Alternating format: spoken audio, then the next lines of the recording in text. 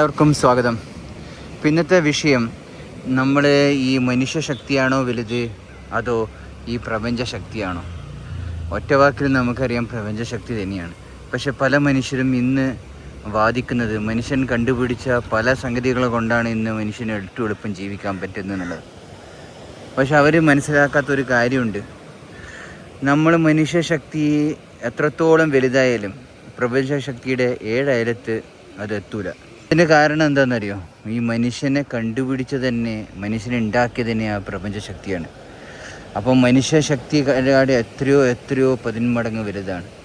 ചിലർ വാദിക്കുന്നു അങ്ങനെ ഒരു പ്രപഞ്ചശക്തിയൊന്നും, അങ്ങനത്തെ ഒരു ശക്തിയൊന്നും ഇല്ല, എല്ലാം അങ്ങ് നമുക്ക് കൺട്രോൾ ചെയ്യാൻ പറ്റുന്നതെന്നൊക്കെ. അത് തെറ്റായ ധാരണ തന്നെയാണ്. നമുക്കിത് ചിന്തിച്ച് നോക്കിയാൽ മനസ്സിലാവും. ഇന്ന് മനുഷ്യൻ കണ്ടുപിടിക്കുന്നതിനെക്കാട്ടി എത്രയോ വർഷങ്ങൾക്ക് മുമ്പ് ബുക്കുകളിലും പുരാണ പുസ്തകങ്ങളൊക്കെ പ്രപഞ്ചത്തിൽ ഇവിടുന്ന് സൂര്യൻ വരെയുള്ള ദൂരം വരെ അളവുകൾ കറക്റ്റായിട്ട് പറഞ്ഞു തന്നിട്ടുണ്ട്. അങ്ങനെ പല കണക്കുകൾ ഇന്ന് ഇവിടെ ഞെട്ടിക്കും വിധം ഉണ്ട്. പിന്നെ നമ്മൾ ചിന്തിച്ചാൽ മനസ്സിലാവും, ഇന്ന് പ്രപഞ്ചത്തിലുള്ള എത്രയോ ശക്തികൾ അതിൻ്റെ ഒരു പകുതി പോലും മനുഷ്യൻ കണ്ടുപിടിച്ചിട്ടില്ല എന്നുള്ളതാണ്. മനുഷ്യനെ കണ്ടുപിടിക്കുമ്പോൾ മനുഷ്യൻ്റെ അഹങ്കാരം ഭയങ്കര കൂടും. ഞാനെന്തോ വലിയതാണ്. ആ മനുഷ്യനെ സൃഷ്ടിച്ചത് പ്രപഞ്ചശക്തിയല്ലേ. മനുഷ്യശക്തി അത്ര വലുതായിരുന്നെങ്കിൽ വേറൊരു സിമ്പിളായിട്ട് കാര്യം പറയാം. ഒരു മനുഷ്യനല്ല, ഐൻസ്റ്റൈൻ ആരായാലും ഇന്നത് ശക്തികൾ കണ്ടുപിടിച്ചു. ആ ശക്തി കൊണ്ട് എന്ത് നേടുന്നു? അവൻ്റെ സ്വന്തം മരണത്തെ പോലും തടയാൻ അവന് ആ ശക്തി കൊണ്ട് പറ്റുന്നില്ല. അവൻ തന്നെ ആ ശരീരത്തെ രക്ഷിക്കാൻ പോലും പറ്റാത്ത ആ മനുഷ്യൻ ഈ ലോകം എങ്ങനെ സംരക്ഷിക്കാനാണ്? അവനെ തൻ്റെ കുടുംബാംഗങ്ങളെയോ സ്വയമോ സ്വന്തം ശരീരമോ ഒന്നും പോലും സംരക്ഷിക്കാൻ പറ്റുന്നില്ല. ആ ശക്തി ഉപയോഗിച്ചിട്ട് ഒന്നും പറ്റുന്നില്ല. ഒരു അസുഖം വരുമ്പോൾ കിടന്ന് കരയുന്നു, വൈദ്യസഹായം തേടുന്നു, ദൈവത്തെ വിളിക്കുന്നു. ആ മനുഷ്യനാണോ ഇന്ന് ഈ ലോകം മുഴുവൻ ഒരു കീഴിലാക്കാൻ വിചാരിക്കുന്നു, കൺട്രോൾ ചെയ്യാമെന്ന് വിചാരിക്കുന്നു? അതൊരിക്കലും നടക്കില്ല. മനുഷ്യന് ഈ ലോകത്തിൻ്റെ ചില ഭാഗങ്ങൾ, ചില ഏരിയ, ചില ഒരു തുണ്ട് ഭൂമി ചിലപ്പോൾ പോലും കൺട്രോൾ ചെയ്യാൻ പറ്റുന്നില്ല. അത് ചിലപ്പോൾ ഒരുപാട് ശക്തിയുള്ള എന്താ പറയുക രാജ്യങ്ങൾ, അമേരിക്ക തുടങ്ങിയ രാജ്യങ്ങൾ, ആ അമേരിക്കനെ കുറച്ചെങ്കിലും സംരക്ഷിക്കുന്നുണ്ടാവും.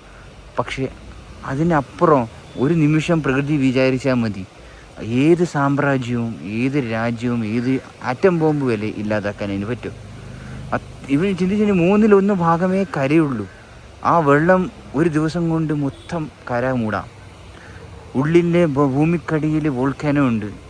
ചില ഭാഗത്ത് മാത്രമേ വോൾക്കനോ പ്രത്യക്ഷപ്പെടുന്നുള്ളൂ എന്ന് ആശ്വസിച്ച് നിൽക്കേണ്ട. പ്രകൃതി വിചാരിച്ച് കഴിഞ്ഞാൽ ആ വോൾക്കനോ എല്ലാം പൊട്ടിത്തകരാം. അങ്ങനെ നാശത്തിൻ്റെ എല്ലാ സാധ്യതയുണ്ട്. ഒരു നിമിഷം കൊണ്ട് ഈ ഭൂമിയെ ഇല്ലാതെ. അതിന് ഏറ്റവും വലിയ തെളിവാണ് ദിനോസർ യുഗം എന്നുള്ളത്. അത് ഒരു നിമിഷം കൊണ്ടില്ലാതായ, അപ്പോൾ ഈ കാണുന്ന പ്രകൃതിയും ഒരു നിമിഷം കൊണ്ടില്ലാതാക്കാം. പ്രകൃതി തന്നെ പല എന്താ പറയുക സുനാമി തുടങ്ങിയ വൻ ദുരന്തങ്ങൾ വെച്ചിട്ട് തൻ്റെ നഷ്ടപ്പെട്ട കരയൊക്കെ തിരിച്ചു പിടിച്ചിട്ടുണ്ട്. ശബരിമലയിൽ അറിയില്ലേ, ആ പമ്പ വരെ അതിൻ്റെ സമീപത്തുള്ള കരകളൊക്കെ അത് തിരിച്ചു പിടിച്ചു. ചൂരൽമല, അങ്ങനെ ഒരുപാട് സംഭവ വികാസങ്ങൾ പ്രകൃതി തന്നെ തിരിച്ചു പിടിക്കും. പ്രകൃതി ശക്തിൻ്റെ അത്ര മനുഷ്യൻ കണ്ടുപിടിച്ചു. മനുഷ്യൻ അഹങ്കരിക്കുകയാണ് ചെയ്യുന്നത്. തൻ്റെ കണ്ടുപിടുത്തം എന്തോ വലുതാണെന്നുള്ളത്. കണ്ടുപിടുത്തങ്ങളുടെ കാര്യം തന്നെ നമുക്ക് എടുക്കാൻ മനസ്സിലാവും. കണ്ടുപിടിച്ച മൊബൈലാണ് ഏറ്റവും വലുത്. എത്രയോ യുഗങ്ങൾക്ക് മുമ്പ് എത്രയോ ദൂരെ നിന്ന് ദൈവത്തിന് നമ്മളെ അശരീരികൾക്കൊക്കെ നമ്മൾ പുരാണ കഥകളിലൊക്കെ കേട്ടില്ലേ, അശരീരികൾ ഇവിടുന്ന് പറയുന്ന കാര്യം. ഇപ്പം മഹാഭാരത യുദ്ധ എക്സാമ്പിൾ പറയാം. എന്താ പറയുക, അവിടെ ഒരു റിപ്പോർട്ടറായിരുന്നു ധൃതരാഷ്ട്രർ ഈ മഹാഭാരത കഥ മുഴുവൻ കേട്ടിട്ട്, സഞ്ജയൻ. അപ്പോൾ ആ സഞ്ജയൻ അവിടെ നിന്നിട്ട് ധൃതരാഷ്ട്രം എടുത്ത് നിന്നിട്ട് ആ അത്ര ദൂരം നടക്കുന്ന കൗരവ പാണ്ഡവ യുദ്ധം തത്സമയം, അതും ദിവ്യമായ കഴിവ് കൊണ്ട് ഒരു വീഡിയോ രൂപത്തിൽ കാണിച്ചു എന്നൊക്കെ, ദിവ്യ കണ്ണുകൊണ്ട് കാണിച്ചു കൊടുത്തു എന്നോ വിവരിച്ചു കൊടുത്തു എന്നല്ലേ. അപ്പോൾ എങ്ങനെയാ ആ സഞ്ജയന് അത്രയും ദൂരം കാണാൻ പറ്റി? വേണമെന്ന് ചോദിച്ചു കഴിഞ്ഞാൽ ധൃതരാഷ്ട്രം കാണിച്ചും കൊടുക്കാം. പക്ഷെ ധൃതരാഷ്ട്രം അന്ധനായതുകൊണ്ട് പറ്റില്ല. അതുകൊണ്ട് റേഡിയോ രൂപത്തിൽ. അപ്പോൾ അന്നത്തെ ഏതോ യുഗത്തിലാണ് ഇത് സംഭവം നടക്കുന്നത്. അപ്പോൾ എങ്ങനെ അത്രയും ദൂരത്ത് നിന്ന് കണ്ടുപിടിക്കാൻ പറ്റി? കഴിവുകൾ ഒന്ന് ചിന്തിച്ചാൽ മനസ്സിലാകും. മനുഷ്യൻ പിച്ച വെച്ച് നടന്നു വരുന്നേ ഉള്ളൂ. ആ മനുഷ്യനെ കണ്ടുപിടിക്കുന്ന ടൈമിനെക്കാട്ടി എത്രയോ യുഗങ്ങൾക്ക് മുമ്പ് എല്ലാം ഉണ്ടായത് തന്നെയാണ്. പിന്നെ ഒന്ന് മനുഷ്യൻ കണ്ടുപിടിക്കുന്നത് ഈ പ്രകൃതിയിൽ ഇന്ന് നമ്മുടെ മുമ്പിൽ കാണുന്ന സാധനങ്ങൾ ഉപയോഗിച്ച് തന്നെയാണ്. ഈ ഭൂമിക്കടിയിൽ നിന്ന് കിട്ടിയ മെറ്റൽസൊക്കെ ഉപയോഗിച്ചാണ് കമ്പ്യൂട്ടർ ഉണ്ടാക്കിയത്. ഈ കാണുന്ന എയർ ഉപയോഗിച്ച് ആ എയറിലുള്ള പല കെമിക്കൽസും അങ്ങനെ വെള്ളത്തിൽ നിന്നും പല പല പദാർത്ഥങ്ങളിൽ നിന്നും ജീവജാലങ്ങളിൽ നിന്നും കണ്ടുപിടിച്ച കെമിക്കൽസും മറ്റത് ഉപയോഗിച്ചാണ് മരുന്ന് കണ്ടുപിടിച്ചത്. ചുരുക്കി പറഞ്ഞാൽ മനുഷ്യൻ കണ്ടുപിടിച്ചതെല്ലാം പ്രകൃതിയിൽ നിന്നാണ്. അപ്പോൾ പ്രകൃതിയല്ലേ ഏറ്റവും വലിയ ശക്തി. അപ്പോൾ പ്രകൃതിക്ക് ഇതൊക്കെ നേരത്തെ അറിയാമായിരിക്കും. പ്രകൃതിക്ക് അതിൻ്റെതായ ലിമിറ്റേഷൻസ്, എല്ലാ കഴിവുകളും എല്ലാ ജീവജാലങ്ങളും പ്രകൃതി കൊടുക്കൂല. അപ്പോൾ എന്ത് സംഭവിക്കും? ഓരോ ജീവജാലങ്ങൾക്കും എല്ലാ കഴിവും ഉണ്ടായിക്കഴിഞ്ഞാൽ എല്ലാവരും ദൈവമായി മാറൂലേ? അൺലിമിറ്റഡ് പവർ ഒരു ജീവജാലത്തിന് കൊടുത്തെന്ന് ചോദിച്ചു കഴിഞ്ഞാൽ ഈ പ്രകൃതി മുഴുവൻ അവർ നിയന്ത്രിക്കുന്നു വരും. അങ്ങനെ നിയന്ത്രിക്കാതിരിക്കാൻ വേണ്ടിയിട്ടാണ് പ്രകൃതി തൻ്റെ ശക്തികൾ മുഴുവൻ എല്ലാവർക്കും കൊടുക്കാത്തത്. മനുഷ്യന് ചില കഴിവുകൾ പ്രകൃതി കൊടുത്തു. അപ്പോൾ പ്രകൃതി ശക്തി അല്ലെങ്കിൽ ബ്രഹ്മശക്തിയാണ് ഏറ്റവും വലിയ ശക്തി. യാതൊരു നില അത് ഇല്ല എന്ന് പറയുന്നവരോട് ഒറ്റ ചോദ്യമേ ഉള്ളൂ. സ്വയം കണ്ടുപിടിച്ച ശക്തി ഉപയോഗിച്ച് സ്വന്തം ബോഡി കൺട്രോൾ ചെയ്യാൻ പറ്റുന്നില്ല. പിന്നെ ഈ കാണുന്ന സൂര്യനെയും ഇതിനൊന്നും എന്തുകൊണ്ട് അവർക്കാർക്ക് നിയന്ത്രിക്കാൻ പറ്റുന്നില്ല? ഇതൊക്കെ ഓട്ടോമാറ്റിക്കലി വരുന്നു എന്ന് ചില ബിഗ് ബാങ് തിയറി ഉപയോഗിച്ചിട്ടൊക്കെ പലവരും പറയുന്നു.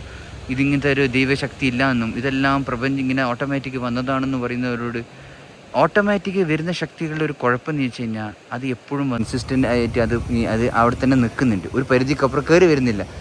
ഓട്ടോമാറ്റിക്കായിരുന്നു ഒരു നിമിഷം കൊണ്ട് ഇതെല്ലാം കയറി വന്നേനെ, പിന്നെ തിരിച്ചു പോയേനെ, വീണ്ടും വന്നേനെ, അങ്ങനെ തോന്നിയ രീതിയിൽ അത് പ്രവർത്തിച്ചേനെ. അപ്പോൾ ആരോ കൺട്രോൾ ചെയ്യുന്നുണ്ട്. സൂര്യൻ തന്നെ എന്തൊക്കെ സംഭവിക്കുക ഈ ഒരു പ്രകൃതിയിൽ നടന്നു. സൂര്യൻ അതിൻ്റെ ഡ്യൂട്ടി കറക്റ്റായിട്ട് അത് ഒരു ടൈം പോലും കറക്റ്റായിട്ട് തന്നെയാണ് ഫോളോ ചെയ്യുന്നത് ഇല്ലേ? ചെറിയ വ്യത്യാസമുണ്ട്. സയൻറ്റിസ്റ്റ് അങ്ങനെ ഇങ്ങനെ റിപ്പോർട്ടൊക്കെ പറയുന്നത് എനിക്ക് തോന്നുന്നില്ല. എക്സാക്റ്റ് അതിൻ്റെ കർമ്മം കറക്റ്റായിട്ട് ചെയ്യുന്നുണ്ട്. അപ്പോൾ ഇഫ് നോട്ട് കൺട്രോൾ, അവർ ആരും കൺട്രോൾ ചെയ്തിട്ടില്ലെങ്കിൽ അത് ഈ പ്രകൃതിയിലെ എല്ലാ ശക്തിയും തോന്നിയ രീതിയിൽ പെരുമാറും ഇല്ലേ? ഇപ്പം മനുഷ്യൻ തന്നെ രാജ്യങ്ങളും മറ്റൊന്നും കൺട്രോൾ ചെയ്തില്ലെങ്കിൽ ഒന്ന് ആലോചിച്ച് നോക്ക്. ആ രാജ്യങ്ങൾ തോന്നിയ മാതിരി യുദ്ധം ചെയ്യില്ലേ? അപ്പോൾ ആരോ കൺട്രോൾ ചെയ്യുന്നില്ലേ? അല്ലെങ്കിൽ അത് തോന്നിയ രീതിയിൽ ആ മെഷീൻ തന്നെ തോന്നിയ രീതിയിൽ ഓട്ടോമാറ്റിക്കലി തോന്നിയ രീതിയിൽ അത് പ്രവർത്തിക്കും അല്ലേ? അപ്പോൾ ഇതിനൊക്കെ കൺട്രോൾ ചെയ്യുന്നുണ്ട്. ഇല്ലയെന്ന് എങ്ങനെ ചിന്തിക്കാൻ പറ്റുക? ഇതിപ്പോൾ ഒരു ശക്തിയാണോ പല ശക്തികളാണോ കൺട്രോൾ ചെയ്യുന്ന അറിയില്ല. ശക്തികൾ പല രൂപത്തിലുണ്ട് ഈ പ്രകൃതിയിൽ. എല്ലാ സ്ഥലത്തും ഓരോരായ നമുക്ക് പവർ കൺസ്യൂം പറ്റും അല്ലേ? ചില സ്ഥലത്ത് ചൂടധികം വെയിലധികം എന്ന് പറഞ്ഞ പോലെ ഓരോ സ്ഥലത്തും പല വ്യത്യസ്തമായ ശക്തികളുണ്ട് ഈ ലോകത്ത്. പ്രപഞ്ചത്തിന് അനവധി ശക്തികളുണ്ട്, അനവധി ഫോഴ്സസ് ഉണ്ട്. അതിനെല്ലാം അടങ്ങുന്ന ഒരു ശക്തിയാണ് കാറ്റില്ലേ? ഈ കാറ്റെല്ലാ സ്ഥലത്തും കോമൺ അല്ലേ? അമേരിക്കയിലായാലും ഇവിടെ ഇല്ല. അപ്പോൾ കാറ്റ് എന്നത് ഒരു വലിയ ശക്തി, അതിൽ നിന്ന് വരുന്നതാണ് ഈ ശക്തികൾ എന്ന് പറയുന്നത്.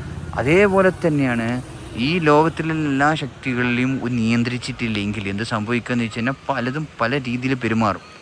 നമുക്കത് കൺട്രോൾ ചെയ്യാൻ അൺകൺട്രോൾഡ് സ്റ്റേറ്റിൽ എത്തിക്കഴിഞ്ഞാൽ പിന്നെ പോക്കാണ് മനുഷ്യൻ ഈ പ്രകൃതിയുടെ കാര്യം. സൂര്യൻ കറക്റ്റ് സമയത്ത് ഉദിക്കൂല, കടൽ തോന്നിയ മാതിരി കളിക്കും, മഴ തോന്നിയ മാതിരി പെയ്തുകൊണ്ടിരിക്കും. അങ്ങനെ ഒന്ന് ചിന്തിച്ച് നോക്കി. അപ്പോൾ എന്തായാലും തീർച്ചയായിട്ടും ഏതോ ശക്തിയുണ്ട്. ആ ശക്തിക്ക് പലവരും പല വിശ്വാസത്തിൽ പേരിടുന്നു. എൻ്റെ അഭിപ്രായത്തിൽ ഒരു ശക്തി പ്രപഞ്ച ശക്തിയാണ്, ബ്രഹ്മമാണ്. അത് സോളാർ യൂണിവേഴ്സും എല്ലാം കൺട്രോൾ ചെയ്യുന്ന അനവധി സോളാർ യൂണിവേഴ്സും കൺട്രോൾ ചെയ്യുന്ന വലിയൊരു ശക്തിയാണ്. എല്ലാ സ്ഥലത്തും അതിൽ നിന്നുണ്ടായതാണ് അല്ലേ? കാറ്റിൽ നിന്നാണ് പല കാറ്റുകളും ഉണ്ടായത്, പല ഫോഴ്സസും ഉണ്ടായ പോലെ ആ ഒരു ബ്രഹ്മശക്തിയിൽ നിന്നാണ് ഇതെല്ലാം ഉണ്ടായത്. അപ്പോൾ ആ ശക്തി തീർച്ചയായിട്ടും അതാണ് ഏറ്റവും വലിയ ശക്തി. ഇപ്പോൾ ഞാൻ ഇത്രയും പറഞ്ഞപ്പോഴും ആളുകൾക്ക് വിശ്വാസം വരുന്നതിനെ ഒന്ന് ചിന്തിച്ച് നോക്കി. നമുക്ക് ചിന്തിക്കാൻ പറ്റൂല ആ ശക്തിയുടെ ഇത്. നമ്മളെ ഉണ്ടാക്കിയ ഒരാളെ ശക്തി ഒന്ന് ആലോചിച്ച് നോക്ക്. നമ്മളെങ്ങാട്ടിയും കാര്യങ്ങൾ അതിന് അറിവുണ്ടാവും.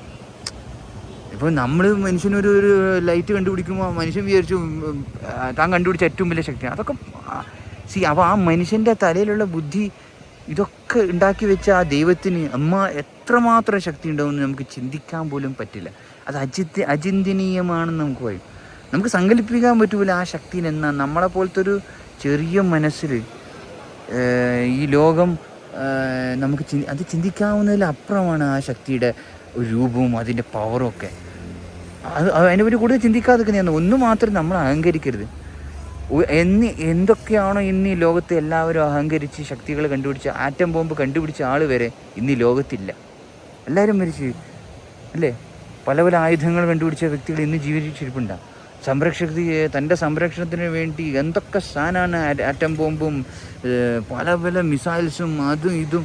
സ്വന്തം ബോഡി സംരക്ഷിക്കാൻ പറ്റാത്ത മനുഷ്യനാണ് ഇന്ന് ഈ രാജ്യം സംരക്ഷിക്കാൻ പോകുന്നത്. നടക്കുന്ന കാലകാലം. എന്നിട്ട് ആ മനുഷ്യനാണ് അഹങ്കരിക്കുന്നത്.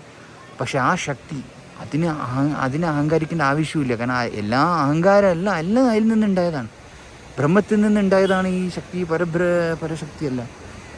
അപ്പോൾ അതിനെ കമ്പയർ ചെയ്യുന്നതേ മണ്ടത്തരമാണ്. അതില്ല എന്ന് പറയുന്നത് ശുദ്ധ മണ്ടത്തരമാണ്.